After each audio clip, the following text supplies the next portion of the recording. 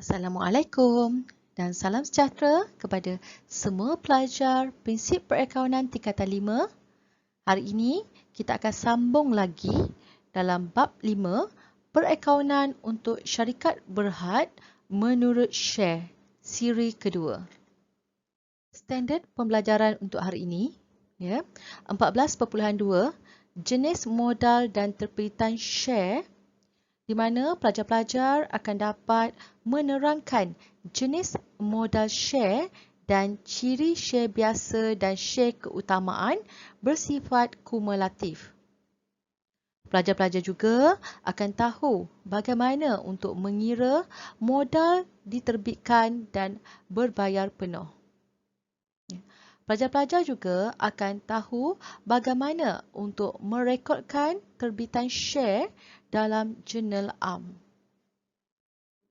Okey, baiklah pelajar-pelajar.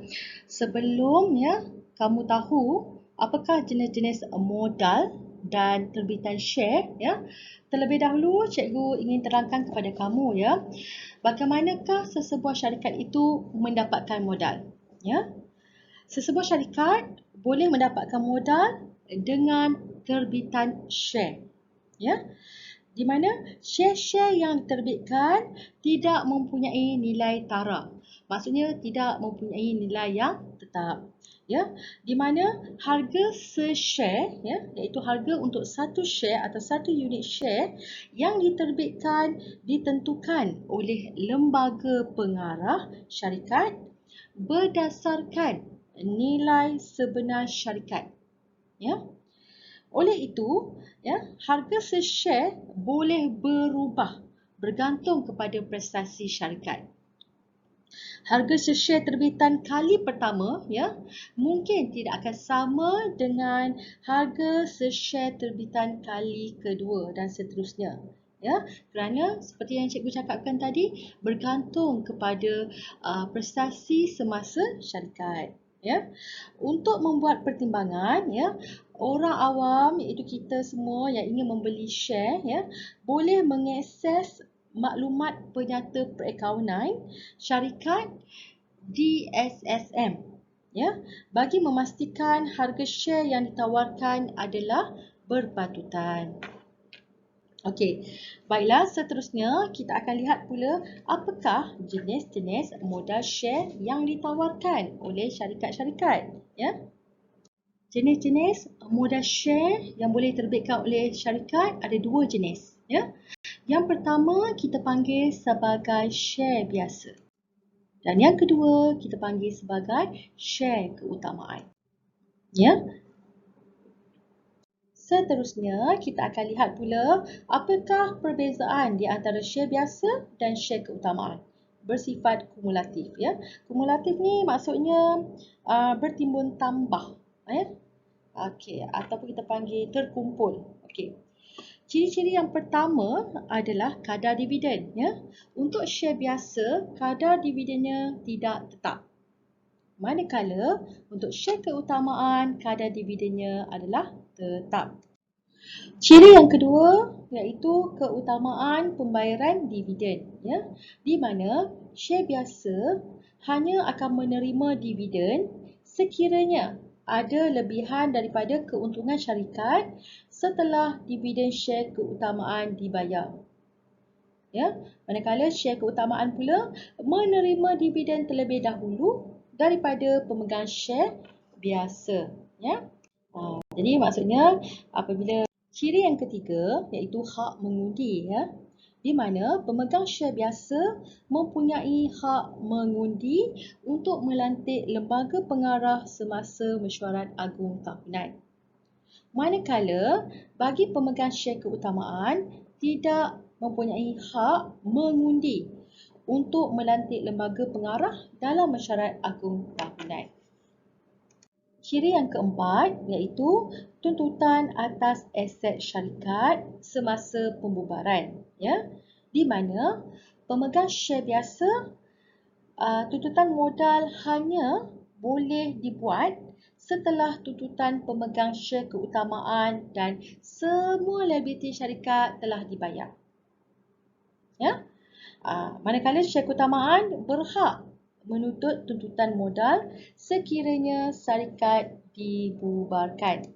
Dan ciri yang kelima iaitu tunggakan dividen, di mana bagi pemegang share biasa, tiada tunggakan dividen atau kita panggil tidak bersifat timbun tambah kumulatif. Ya? Sekiranya syarikat mengalami kerugian pada tahun semasa. Manakala bagi pemegang share keutamaan, mereka akan menerima tunggakan dividen yang akan dibayar oleh syarikat kepada pemegang share keutamaan ini pada tahun perekonomian yang lain, sekiranya pada tahun semasa syarikat mengalami kerugian. Okey, itu sedikit sebanyak ciri-ciri atau perbezaan di antara share biasa dan share keutamaan. Baiklah pelajar-pelajar, kamu telah pun tahu bagaimana sesebuah syarikat itu boleh mendapatkan modal. Di mana sesebuah syarikat boleh menerbitkan share. Dan share ni ada dua jenis yang boleh diterbitkan, iaitu share biasa dan juga share keutamaan. Okey, seterusnya cikgu nak tunjukkan pula kepada kamu bagaimana untuk mengira modal yang diterbitkan dan berbayar penuh. Okey, sebelum itu, apakah itu modal diterbitkan dan berbayar penuh? Okey, ia merupakan share yang ditawarkan, share yang ditawarkan kepada orang awam, dan telah dibayar penuh. Itu maksud dia.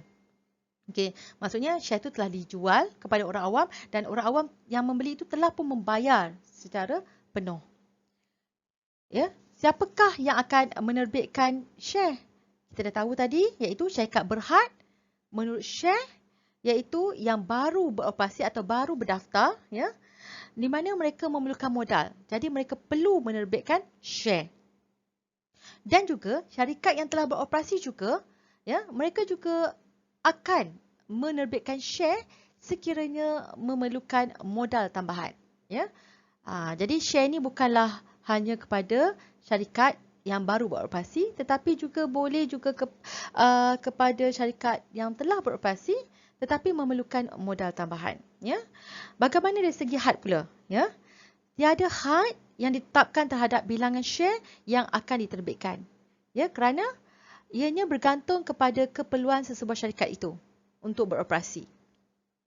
Okey, seterusnya cikgu nak tunjukkan apakah rumus untuk mengira modal diterbitkan dan berbayar penuh.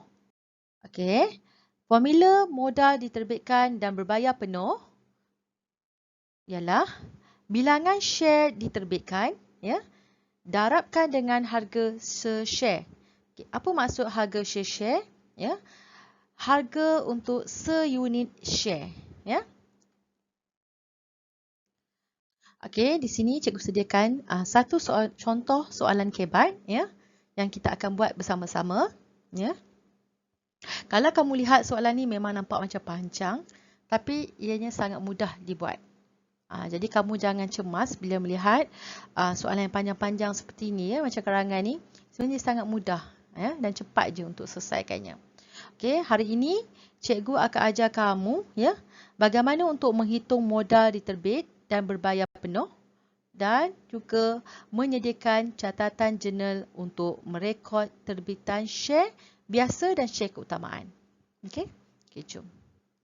Baiklah pelajar-pelajar. Sebelum kamu mula menjawab, kamu jangan lupa tips yang cikgu dah berikan sebelum ni, iaitu apabila kamu dapat soalan, langkah pertama yang perlu kamu buat adalah membuat analisis ke atas soalan tersebut. Apa maklumat yang kamu nak cari? Maklumat yang berkaitan dengan kehendak soalan. Di sini soalan minta kita untuk menghitung modal diterbitkan dan berbayar penuh. Modal diterbitkan dan berbayar penuh. So, fokus kita adalah modal diterbitkan dan berbayar penuh. Okey, kita baca soalan terlebih dahulu. Syarikat Juara Berhad menjalankan perniagaan membekalkan pakaian dan alatan sukan. Pada 2 April 2019, syarikat Juara Berhad telah menerbitkan 500,000 unit 6% share keutamaan pada harga RM2 se-share. Okey. Mungkin pelajar-pelajar tertanya-tanya apa itu 6%, 6% itu adalah kita tahu bahawa share keutamaan dividennya tetap. Ya? Dia dah ada minimum dividen yang akan diterima. Okey, di sini share keutamaan untuk syarikat juara berhad, ya, untuk syarikat juara berhad akan menerima minimum dividen 6%. Okey, that's why dia tulis sini 6% share keutamaan. Okey, so ni maklumat pertama yang kita dapat, ya. Kita baca lagi. Dan 1 juta unit share biasa pada harga RM RM1 se-share. Dah kita dah dapat dua maklumat di sini. Pertama, dia terbitkan 500,000 unit 6% share keutamaan. Dan kedua, dia terbitkan juga 1 juta unit share biasa. Okey. Okey, semua share, okey, sekarang kita nak tahu adakah share tersebut telah dibayar ataupun belum. Sebab kita punya fokus adalah untuk menghitung modal diterbitkan dan berbayar penuh. Bukan yang belum berbayar. Jadi yang berbayar penuh. So kita baca maklumat seterusnya. Semua share telah dilanggan dan dibayar penuh. Okey, ini maklumat yang kita nak. Telah dilanggan, ya, okey. Dan dibayar penuh. Okey. So inilah share yang kita nak kira, ya, berapa modal terbitkan ni dan berbayar penuh. Okey, kita baca lagi maklumat seterusnya, ya. Pada tarikh tersebut, syarikat telah menerima lebihan langganan sebanyak RM100,000 untuk langganan share biasa. Okey, kamu baca betul-betul di sini. Dia bagi tahu syarikat telah menerima lebihan langganan. Maksudnya di sini syarikat tak menerbitkan share yang lebih, tetapi ada pelanggan yang melanggan tetapi tidak lulus ataupun kita panggil dia tak dapat untuk membeli share tersebut kerana share telah habis dijual. So di sini berapa pelanggan yang tak dapat membeli share tu adalah sebanyak 100,000, ya. Sedangkan share-share yang ke atas yang kita bacakan tadi ni telah pun dilanggan. Jadi untuk 100,000 ni, lebihan langganan ni kita tidak akan kira lah dalam modal diterbitkan kerana ini telah melebihi daripada modal diterbitkan. Sebab di sini yang diterbitkan hanya 500,000 share keutamaan dan 1 juta share biasa. Ya, so ini tidak dikira, ya. Tak perlu kamu kiralah, abaikan dulu. Okey. Syarikat telah memutuskan untuk membayar dividen interim kepada pemegang share keutamaan dan dividen berkadar 3% kepada pemegang share biasa. Bayaran dibuat pada 31 Julai 2019. Okey, ini pun kamu simpan dulu maklumat ni, ya. Untuk soalan A, kita tak akan gunakan dulu. Okey. Okey, seterusnya, disebabkan syarikat memerlukan modal tambahan, ya, kamu dengar sini ada modal tambahan, ya, untuk membeli premis baharu, lembaga pengarah telah mengumumkan terbitan share kali kedua. Terbitan share kali kedua. Maksudnya diterbitkan lagi share. Okey, tapi adakah share ni telah dibeli dan dibayar penuh? Kita baca lagi. Syarikat menerbitkan 500 unit share biasa pada harga RM1 pada 13 Ogos 2019. Semua share telah dilanggan dan dibayar penuh pada 30 Ogos 2019. Okey, maksudnya share yang diterbitkan untuk tambahan modal ni juga telah dibayar, ya, penuh oleh pelanggan. Semua share telah dilanggan dan dibayar penuh. Okey, itulah maklumat yang kita perlukan untuk menjawab soalan A, ya. Okey, kita telah pun highlightkan maklumat yang penting. Jadi kita akan mula mengira, ya. Sebelum tu jangan lupa dengan formula modal diterbitkan dan berbayar penuh, iaitu bilangan share diterbitkan darabkan dengan harga se-share. Ya, di sini ada dua jenis share. Jadi cikgu buat dalam bentuk jadual supaya kamu mudah nampak, ya. Share yang pertama adalah 6% share keutamaan, ya. Cara pengiraannya kamu ambil unit ataupun kita panggil share yang diterbitkan, darabkan dengan harga se-share, iaitu di sini harga se-share ni sebanyak RM2, ya. Dalam soalan dah begini, RM2, ya. Jadi kamu akan dapat RM1 juta, ya. Modal diterbitkan dan berbayar penuh untuk share keutamaan. Okey, seterusnya, okey, share yang kedua adalah share biasa, di mana syarikat telah mengeluarkan 1 juta unit share biasa pada harga RM1 untuk se-share. Jadi kita ambil 1 juta unit share biasa, darabkan dengan RM RM1 se-share dan kita akan dapat RM sejuta untuk share biasa yang diterbitkan dan berbayar penuh. Ya, okey. Dah selesai untuk kedua-dua share.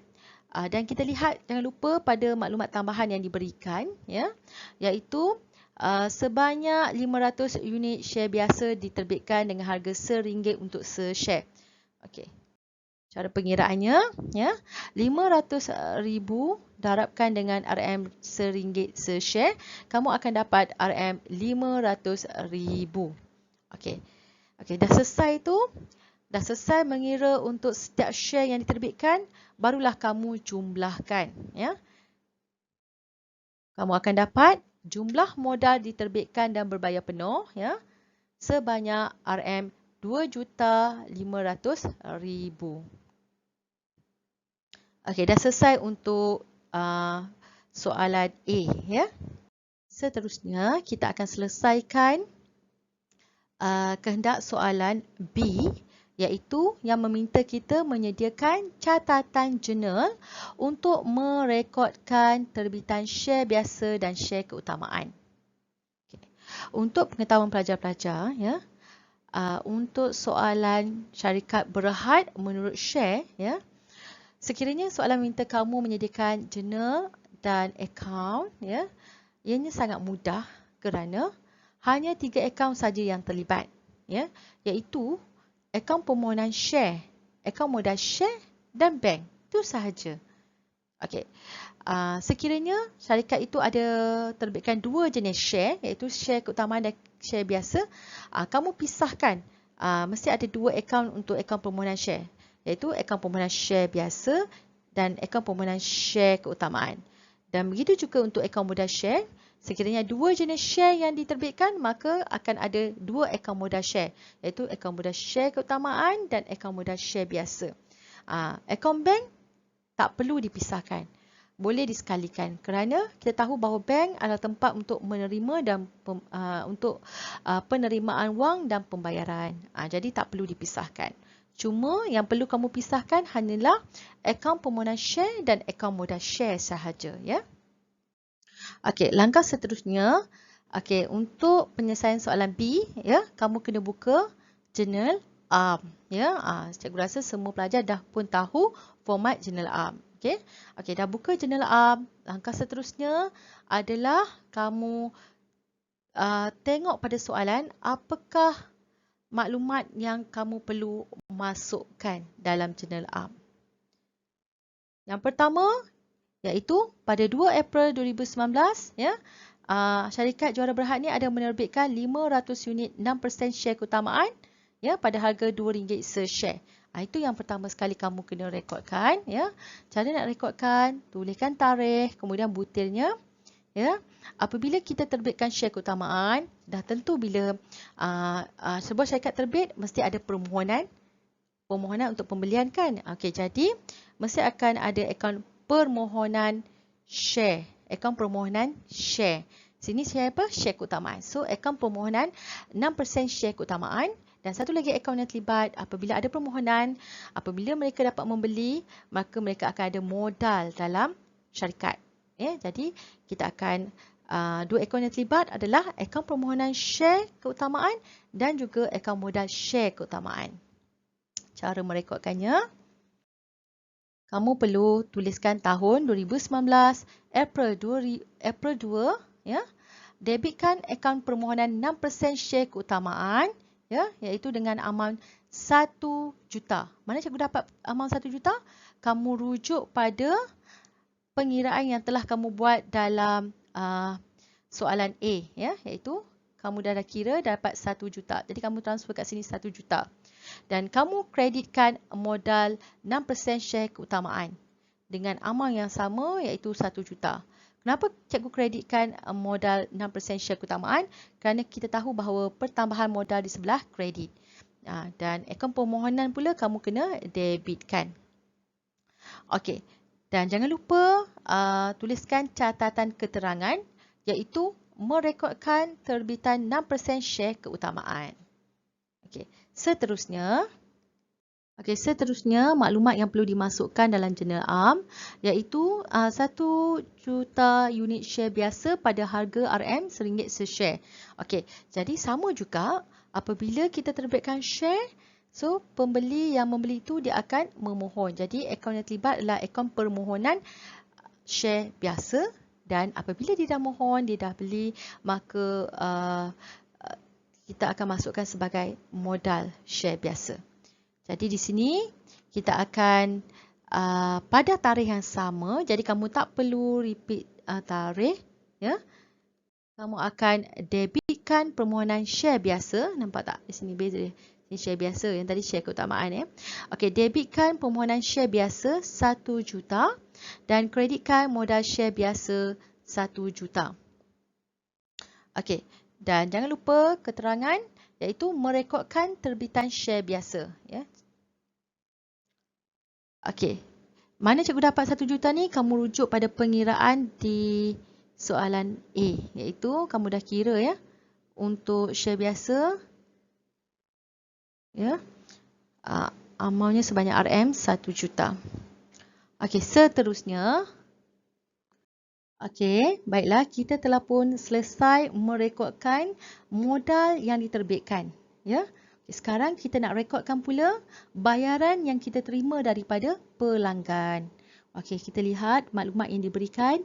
Semua share telah dilanggan dan dibayar penuh pada tarikh tutup permohonan 30 April 2019. Okey, maksudnya semua yang kita terbitkan telah dibayar penuh.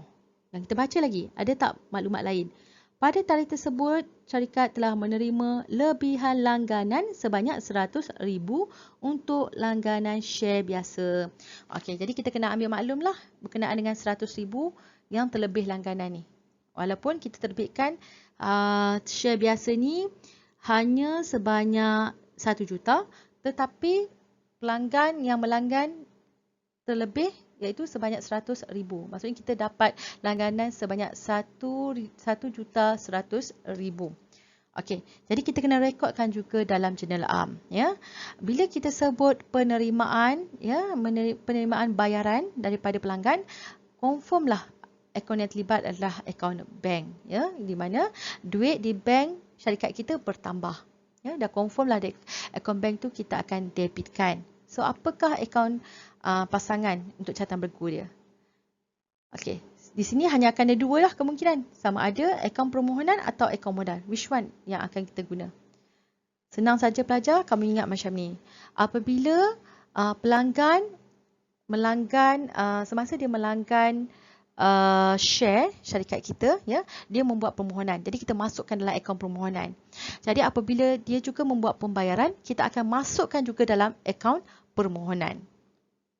Okey, cara merekodkannya. Okey, kita akan tuliskan tarikh, ya, kerana tarikhnya berbeza, iaitu 30 April, ya. Dan kita akan debitkan bank sebanyak RM2,100,000. Kenapa RM2,100,000? Sedangkan kita tahu bahawa modal yang diterbitkan hanyalah modal yang diterbitkan dan dilanggan ataupun bayar penuh adalah 2 juta sebab ada 100,000 langganan yang berlebihan. Itu pun kita kena masukkan kerana kita telah menerima, ya, kita telah menerima pembayaran daripada pelanggan sebanyak 2,100,000. Okey, kemudian kita akan kreditkan akaun permohonan, ya, di mana akaun permohonan 6% share keutamaan kekal 1 juta, ya, sama seperti modal diterbitkan. Manakala permohonan share biasa lebih 100,000, iaitu 1,100,000 kerana adanya lebihan langganan. Okey. Okey, jadi jangan lupa catatan.